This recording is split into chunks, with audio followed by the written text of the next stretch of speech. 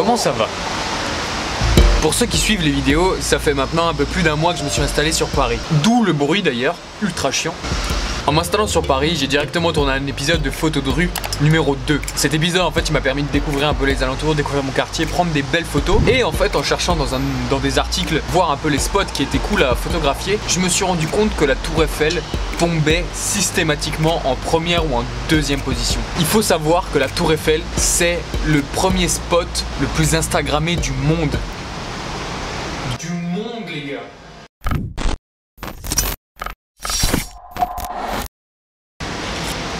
Bref, tout ça pour dire qu'en me baladant sur internet, en lisant plein d'articles sur Paris, je suis tombé sur un article fascinant concernant la Tour Eiffel. La vidéo elle a pas vraiment de but précis, tout ce que je sais c'est que je vais prendre des belles photos et pour ça on va continuer à parler de Tour Eiffel et je pense que c'est plus simple qu'on y aille directement. Thon et saumon, je sais pas s'il y a meilleur.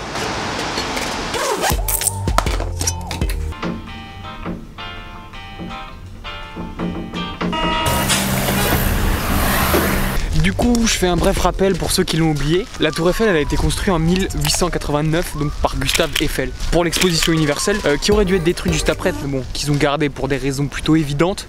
Retenez les dates, hein, c'est important.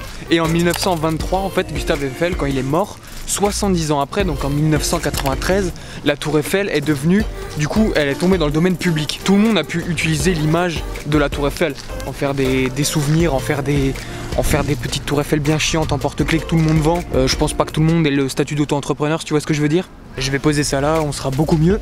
Donc jusque là, pas de soucis on va dire. Bien sûr, tout ce que je dis là, je le tire d'un article, je vous mettrai le lien en description. Du coup, en 1985, il y a une personne dénommée Pierre Bidault qui a imaginé l'éclairage entier de la Tour Eiffel pour qu'elle soit éclairée de nuit. Tu vois où je veux en venir? C'est exact. Toute la structure lumineuse est protégée par droit d'auteur. Donc ça veut dire que si tu prends une photo de la Tour Eiffel de jour, t'es dans la légalité. Si tu prends une photo de nuit, eh ben c'est protégé, t'as pas le droit d'utiliser l'image. Quand je suis tombé là-dessus, je trouvais ça vachement drôle et vachement cool à savoir, sachant que personne ne le respecte, hein, on est d'accord. Bien sûr, de toute façon, ils pourraient pas chasser le nombre de personnes qui prennent en photo la Tour Eiffel, mais je trouvais l'anecdote plutôt intéressante et je me suis dit, allons prendre des photos de nuit.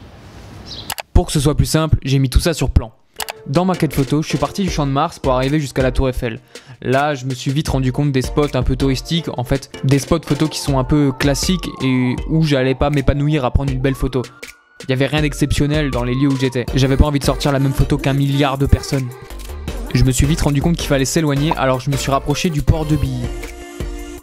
C'est marrant parce que je me suis rapproché de la Tour Eiffel exprès pour faire des photos et je me suis rendu compte que c'était pas le plus simple en fait pour prendre des photos. Quand tu vas à la Tour Eiffel, tu te rends compte que tout le monde va au spot, bah bien sûr déjà pour monter à la Tour Eiffel, mais je voulais pas monter à la Tour Eiffel juste pour faire des belles photos. Je me suis dit que le plus cool en fait c'était de m'éloigner. Aller le plus loin possible de la Tour Eiffel pour essayer de choper la Tour Eiffel entre des ruelles ou simplement sur le quai d'en face. C'est là que tu vas réussir à avoir les plus belles photos et c'est dommage parce que je suis le seul.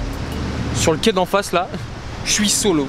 Du coup, je suis parti à la recherche de la Tour Eiffel, mais entre des ruelles, entre des arbres. Je voulais trouver un nouveau spot un peu cool pour prendre une photo.